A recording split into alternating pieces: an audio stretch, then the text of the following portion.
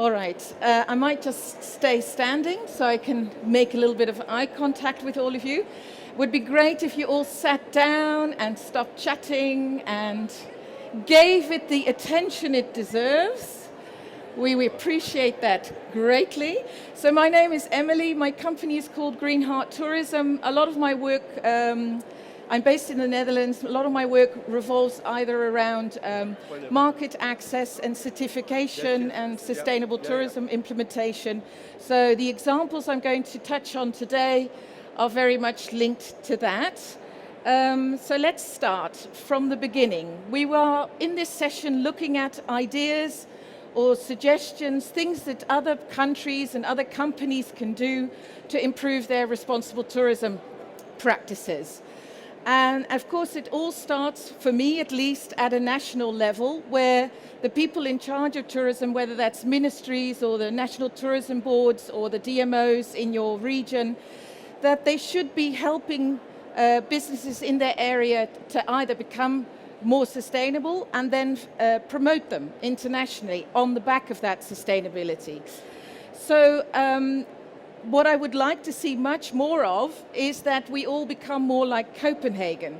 So if you go to the City of Copenhagen's website, there's a lot of information there, B2C, for the consumer about where to stay, what to do, where to eat, etc. And in my ideal picture, each country would have a national marketing organization that does this and makes it easier for the guest to make sensible choices when they get to your country.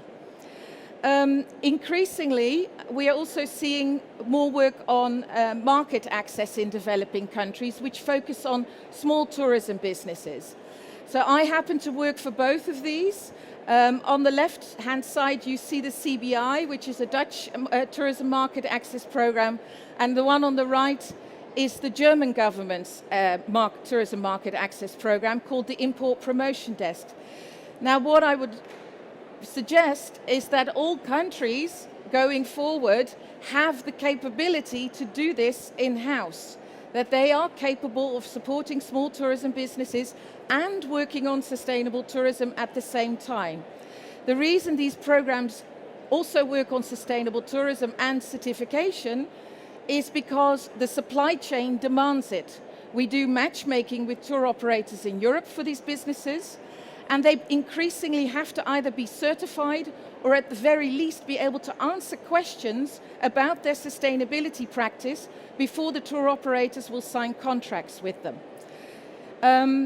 In Australia, the sort of ability to provide market access support, it's flickering in and out, is done through an export council, a tourism export council. And again, it's linked to sustainability. So a small Australian tourism business, when it gets started, it can download a huge toolkit called Planning for Inbound Success, and through that work on market access and marketing strategy, but also be guided towards Ecotourism Australia, where they can learn about sustainability, etc. So for me, market access and responsible tourism very much have to go hand in hand. Then another great example that I came across when I was doing work for CBI in Indonesia is the Sumba Hospitality Foundation. And this is basically a whole new model for hospitality training. It's on the island of Sumba, which is a very poor island in the archipelago, with increasing tourism development happening, but not necessarily with skilled young people on the island who could benefit from this tourism development. So this campus is being created. It's completely sustainable in its design and practices. They looked at the Green School in Bali. The whole building, the training restaurant, the training hotel is a model for sustainable tourism practices. So that students are learning about sustainability, they're doing work on gardening, they're taking those skills home to their villages, they're improving their English skills, and it's considered a hub not just for tourism, but also for the community to come in and learn about organic gardening, for instance, and permaculture, and to also be able to do English lessons. So that the skills that the students are learning are in turn being shared with the community. Now, the strong point about this model is that all the students do a year of training, and then they are guaranteed a place to get work experience. So the Hospitality Foundation works with leading hotels in Bali, in Lombok, and on the island of Sumba, and they place the students there to get work experience. And this is very powerful. So it's a sustainable hospitality training model followed by actual work experience, and you go into the job market with all the sustainability knowledge and skills already in your system from a very young age. So your next employer only needs to update you a little bit, but not from scratch. Another nice model that I came across in my work is a Dutch social enterprise called Resirest. And it offers home dining experiences in developing countries around the world. There are now 50 countries where this model is being implemented. Basically, Resirest acts as the link between tour operators in source markets and local families in developing countries that would like to host people every now and again, but they don't want to become fully fledged tourism entrepreneurs. The strong point about this model is that it's something that the tour operators don't necessarily know how to develop themselves. Even the DMC partners that they work with, they will say, we're not actually that good at creating home dining experiences that benefit normal local families. The other thing that's good about this model is that the families will get paid up front, and 85% of the cost for the home dining experience will go to the family. And because Resirest is a social enterprise, they're doing a lot of work on monitoring the benefits and the impacts on the families, how it improves their lives, etc., skills. So if you aren't already linked to Resirest, go seek them out. Finally, I'm getting to supply chain. This is an economic nutrition label that's being used by a hotel called Fogo Island Inn. And I would like to see many more hotels and tour operators do this kind of communication about where the money goes and who benefits. So on this label for this hotel, I can see how much is going to labor, the supplies, operations, sales, marketing, what is happening with the surplus. So the surplus is being reinvested in the community. And also it gives me a picture of the greater impact on the wider area, not just on Fogo Island, but also in Canada and other parts of the world. We are seeing a lot more tour operators, for instance, saying which hotels they choose and why they've selected them and what their sustainability criteria are. But this next step of showing where the money goes is still very much in its infancy. And I would love to see certification schemes, for instance, do more of this within their certification process.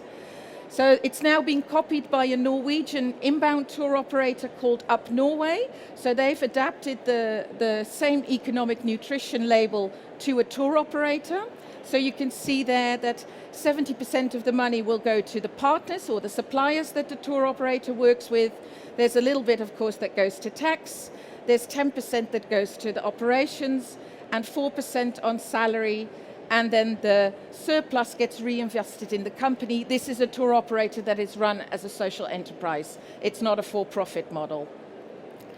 And then finally, my last example, which I came across during COVID and has been discussed in other panels as well, is tour operator Niara, which has made a bold step to say, when we talk about where the money goes from a holiday, we're going to make it very clear how much our commission is going to be, and they've decided to keep it as low as possible. So they're only charging 10% commission. If travel partners that they work with do want to pay the standard 20% that gets paid on a holiday, then that will go back into community projects.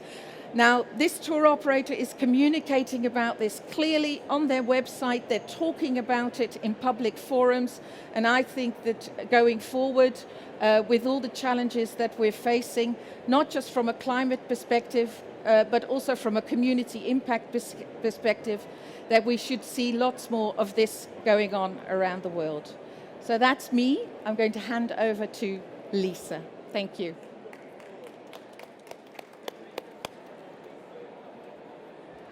I sit? Okay. Hello? Oh, good. Okay. The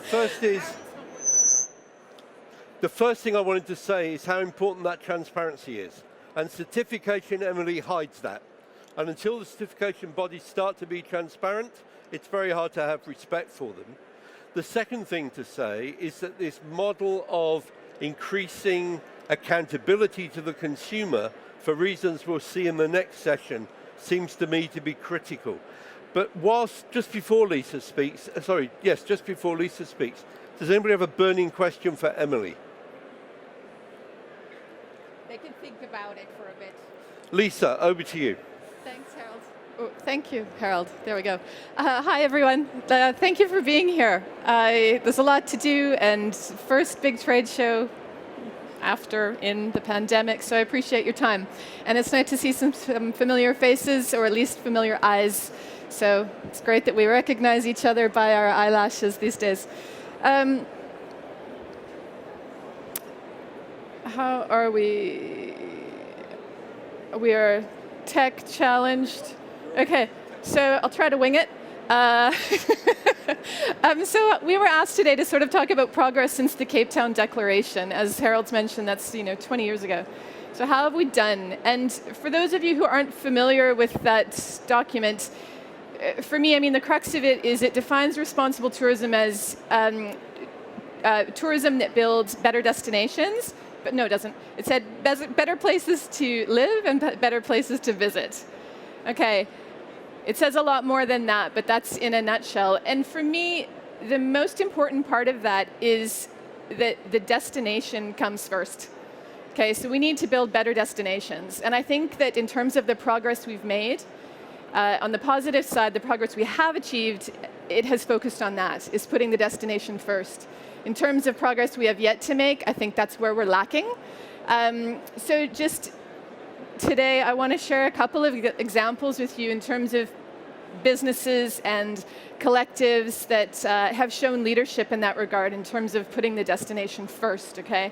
And really looking at tourism as beyond the four walls of a hotel, okay? It's not just about this little business. It's how do we look at tourism as a community of which we are just one part, okay? So I'm going back to my crutch over here. Thanks. Okay.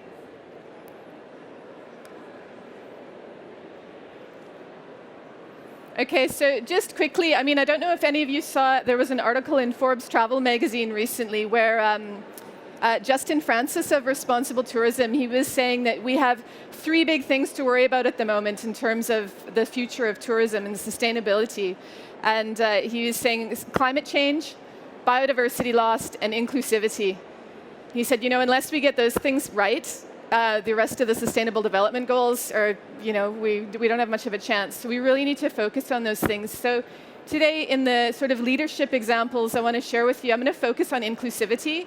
It's perhaps what I'm most passionate about, but it's also where I see the biggest impact being made, okay, is when we really need to carry everyone along on this journey for sustainability. Okay, and maybe I should have prefaced this by saying that I'm wearing a couple of hats today. My own company, which is based in Namibia, where I'm living at the moment, is Utopia Africa, but I'm also wearing a hat for Fair Trade Tourism, which a lot of you will be familiar with. Okay, we're alive and kicking. We made it through COVID. Very happy to say our members are very supportive and fully engaged. And we've just actually reformulated our entire standard. So we'll be launching that this week, and I'm really excited about the developmental component of it. So I want to welcome all of you to contact me about how to engage with that. I mean, we've heard a bit of talk about certification, which is part of what Fairtrade does, but it's first and foremost about getting as many businesses on this journey, and I see the organization as a really important stakeholder in that. So I really want to welcome you to the conversation about the tools that we're making available. Okay, so yeah. I'll put my other hat back on. So yesterday at the Responsible Tourism Awards, we saw a lot of leadership, of course, from around the continent. One that really struck me was from Vic Falls in Zim, Wild Horizons. Some of you may be familiar with them. But they've really taken a progressive approach to bringing their entire community and diversifying the types of benefits that can be economic benefits in particular that can be generated through tourism. Phenomenal example. A couple, one that I thought was really cool was, you know, everybody's familiar with, oh, bring stuff from home and donate it, whether it's school supplies or clothes or whatever. But there's a little bit of a flaw in that approach where, what about buying that stuff locally? You know, you're actually supporting your businesses at home and you're coming here and donating. So Wild Horizons actually has flipped that. And they get wish lists from local schools or charitable organizations, and visitors who want to engage with local social development projects, et cetera, get these wish lists, and then Wild Horizons takes them shopping. So they go to the local markets where they're supporting microenterprise, they're engaging with local people, they're connecting with the commerce that takes place on a day-to-day basis. Yeah, so they've thought about, you know, how can we impact with, it's our existing model, but let's just make a little bit more of a difference. Okay, very cool idea. They do a lot more than that, by the way, but with my Fairtrade tourism hat on too, I want to just talk about how some of the certified businesses have also, especially over the last 2 years, but always, look beyond their borders. I mean, in terms of embracing not just their staff well-being, but their surrounding community. Spear, which is always a leader when it comes to sustainability in this part of the world and globally, they combined immediate food relief, which, as most of us know, was a very real crisis, and they backed it up by stronger localized food production systems. So Spear is very involved in organic food production, horticulture gardens, etc.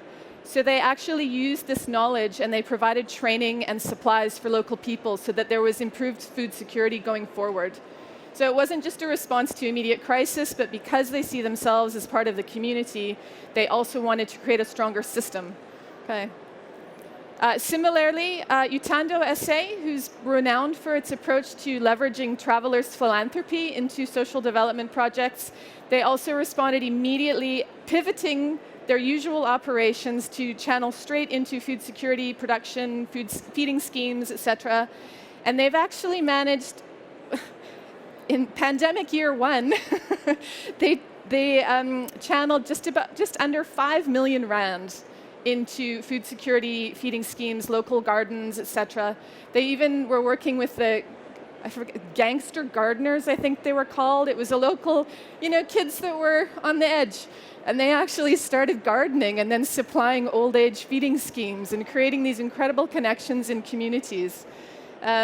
Yeah, so over the last couple of years, it's been 7.5 million they've channeled into that from tourism, thinking beyond the four walls, right? How can we impact broader? We're all in this together. Isibindi now, we're into KwaZulu-Natal. Similarly, they, of course, responded with immediate needs around provision of masks, sanitation, information, food parcels, etc., but then also pivoted and shifted into supporting enterprise development, where local women were producing actual protective masks with the 3 layers, and it was a different revenue stream because they knew that these areas were going to be deprived of tourism income for an unknown period. I just want to share one more example from my neighborhood, which is Volverdans. Some of you might be familiar with, they operate in the Namibrand up in Namibia. Even before COVID, Volverdans was kind of grappling. I mean, they're well known for their sustainability focus, but they were grappling with what is this beast of tourism and how's it working? Who's it working for? Why? Like, really, how does this, what kind of sense does this make that we're just perpetually entertaining visitors. It doesn't make sense. Okay, so they did this whole rethinking process. And just pre-COVID, they came out with the launch of the Arid Eden project, which is their Vulvadance Vision 2030. Okay, it's very complex. I'm not going to get into detail today, but I just want to share one element of it with you. It's called Rural Revive, which looks at the revival of Maltahui, which is their nearest village, so the local distribution center, if you will, potential. It's on the supply route for all of the lodges in the Namib Desert to Windhoek, right? That's where everybody gets their supplies. But there's nothing going on there. Everybody just drives through. So they've partnered with the people of Maltahui to revive their economy. And just a few of the key things that are happening as part of that project is you're looking at horticulture training and supplies. Okay, so can it be a producer of food? There are some producers there already. We need to build capacity, skills, access. So we're looking at it as a micro-enterprise development opportunity with horticulture as one of the foundations. Maltahui will be a distribution hub to be called the barn or the trading post, not sure yet. One of the obstacles, of course, with these kinds of initiatives is what's available, what do I want? Like this communication about supply and demand. So we're looking at developing a trading app. So you can communicate, okay, cabbage came in today, carrots came in today, etc. Like that's what's available, so you know you can place your order. Also, what do you want? Lodge X is like, I really want coriander, fresh coriander, anybody? So then the farmers know I can diversify my offering and make more money because I'm speaking to demand now. Okay, so we're gonna, the whole digital tech world, let's piggyback on that and make it work for communities. There'll be a delivery service. It's quite a complex thing, but one thing I just have to mention is it's all underpinned by basic business training. Again, something that often falls short in these initiatives is how do people know how to run a business? I can grow carrots and cabbage like there's no tomorrow, but stock take, managing people, budgeting, etc. How do I do that? Okay, so it's piggybacking on the vocational training history of the company, but we're doing a short course on basic business training for the entrepreneurs. So again, this tourism business doesn't have to do this, right? It does make business sense for them because they can reduce their carbon footprint and get their supplies closer to home, but it's because they know that they can do more and do better, and we need to. This is our community. Their well-being is our well-being. Okay, so, what do these things have in common is about, of course, they're creating direct, tangible benefits. I think that's the big thing. It's not the touchy-feely, we talked about the warm and fuzzy kind of approach. No, these are real. These are actually impacting people's well-being, impacting their pockets, impacting their families, okay? And I think that's critical. If we're not doing that, we're falling short in terms of the progress we've made. So the forward trajectory is really, like I said at the beginning, it's about destination first. Okay, we see this happening around the world. I'm sure some of you have heard of the Palau Pledge. Maybe? Nods. No, sleeping, everyone. Okay, so the Palau Pledge is when you travel to the lovely island nation of Palau. They've actually partnered with their local Home Affairs department, and you get the Palau Pledge stamped into your passport. It's your commitment to engage with the nation and the people of Palau in the way they would like. Okay, they had kids of Palau providing input into this, leaders, elders, etc., and they've defined this is what we want tourism to look like in our nation, built on culture, nature, our history, respect for how we live. Okay, so they've really formulated it from the ground up, from the destination need. Not in an unwelcoming way, in a please, you're very welcome, and this is how we want to host you. Okay, there's similar examples in New Zealand. They did the Tiaki Promise. There's also Hawaii. They've done their, what's it called, the Ho'ihi Pledge. My Hawaii is not very good, but Ho'ihi. But again, beautiful, beautiful initiative, crafted by the local people.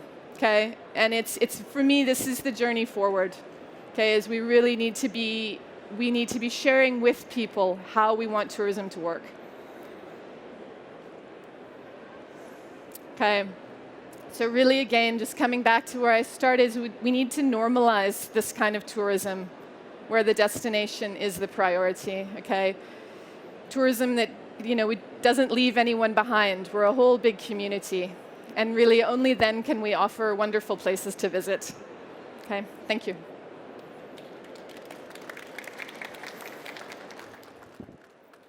Thank you very much indeed, Lisa. Mike, would you like to get yourself mic'd up, ready for the next session? Are there any questions for Lisa? Are there any questions for Lisa or for Emily before we go to the final presentation? Or have they beaten you all into submission and been so clear? Derek. Yay. Oh God, better sit up. Derek, just shout. Mike.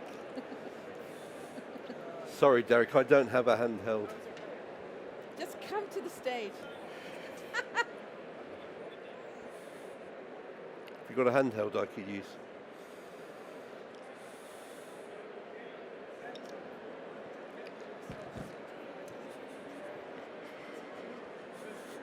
I'll leave that.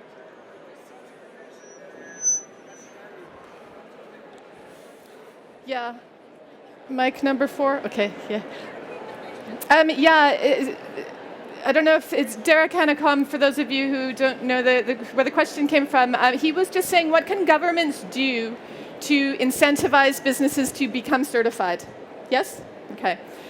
Yeah, a lot of what the certified businesses that Fair Trade Tourism works with, what they say makes the difference for them, it's the developmental side, but it's the marketing side as well. And I think the developmental side is more of a business benefit. I think where governments can come in is on the marketing side.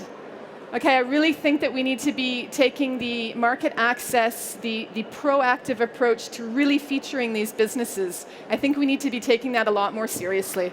That they need to be the voice of our industry. And if we want to be really selfish from a business perspective, if they're getting more bums in beds because of it, the others will want to follow. But I really think that like the other destinations I shared, Palau, Hawaii, New Zealand, there are a lot of them, they are putting those businesses first. And I think that countries that aren't, that's something that they can really look at seriously. Lisa, it's worth adding to what you just said, that Booking.com are now encouraging all the businesses on their site to be explicit about what they're doing to be more sustainable. The benefit of that over certification is if the consumer is missold, they can demand compensation. If I'm missold by a certifying agency, there's nothing I can do. And unfortunately, there's a lot of mis-selling of product which is supposedly certified. So I think what Booking.com are doing is really going to change the game. Yeah, I'd like to challenge Booking.com to go one step further. It's very nice that they have their travel sustainable badge, but I'd like them to put those businesses at the top of the list, which they don't. So they can also get behind the initiative a bit more seriously. But at least it's the start of the business taking responsibility for the claim that they're making. And the certification processes, unfortunately, don't deliver that. Is there another question for either Lisa or Emily? Thank you very much. Don't go away, because I'm sure there will be questions. Are there flowers? No, there aren't flowers, Lisa. What I wanted to do is just reiterate the business case, because I'm frequently asked by businesses what the business case is. And the truth is there isn't a business case. There are multiple cases. There are multiple reasons why responsibility makes sense. And the difference between responsible and sustainable is somebody actually doing something about it. What you get in the industry, and in all industries, is a lot of talk about sustainability, but very little action. And that's going to be a recurring theme, I fear, through today. So it's really about people taking responsibility to do something. And Emily and Lisa are both great examples of people who have taken responsibility, and so are the examples that they've been talking about. The thing I always used to say to my students is you must remember that those board directors who you love to hate because they're not doing enough are also often grandparents and parents. They also have moral consciences. It's always worth simply arguing that it's the right thing to do. But it also minimises risk, It makes no sense for me in any country that's load shedding that people don't have alternative sources of energy and they rely on the grid. I don't understand how that makes business sense. It's about license to operate. If you fall out with your local community, they can make it impossible for you to operate your hotels and your tourism businesses. That has happened. It happened in Barcelona briefly. It happened in the Gambia. I believe it can happen anywhere where the tourism industry finds itself at odds with the local community. The license to operate argument is one we should all take seriously. It's about product quality. It's about the fact that it's a better experience because it's properly run and it's responsible. As Justin Francis, with whom I started responsibletravel.com, will say, people come to responsibletravel.com for a great experience. They found a tour there that they really want to do. They go back because they had a good experience with that operator, and it becomes a kind of club, a place of finding really good experiences about which you don't need to feel guilty afterwards. And look how quickly the industry moved away from swimming with dolphins, from riding on elephants, and from giving money to orphanages. Those were easy campaigns to win because the tourists did not want to feel guilty. But it's also about cost savings. Certainly in my own country, we're going to have large numbers of people driven into poverty by the rise in the cost of fuel. I was surprised by the figures that we saw this morning. Only 9%? It's way more than that in the UK. And that is going to drive change rapidly. The next reason that it makes sense is staff morale. Our industry is not a well-paying industry, and anything you can do to make people feel good about their jobs so that they're prepared to continue to work for you means that you don't have to retrain the staff. And certainly businesses in Britain have learnt that the hard way, because a lot of people have gone off to work in other industries as a result of COVID. BA and EasyJet, for example, are having to cancel flights because they can't get cabin crew. In my own small town in Faversham, many businesses can only open 4 or 5 nights a week because they can't get enough staff to open 7. And that really threatens their profitability. And the final reason is market advantage for all of these reasons. I think it's increasingly difficult for a business now to ignore the importance of responsible tourism as a fundamental part of the business, but still many businesses don't take it seriously. Fundamentally, what responsible tourism is about using tourism to make better places to live in, and using tourism rather than being used by it. Many communities, when you talk to them, feel used. We need to turn that round and help people to see the benefits of tourism to them. I've said before that South Africa still has the best policies. Unfortunately, the biggest practice is now in India. And I think it's going to be a while before South Africa can re-establish its position as a leading destination for responsible tourism.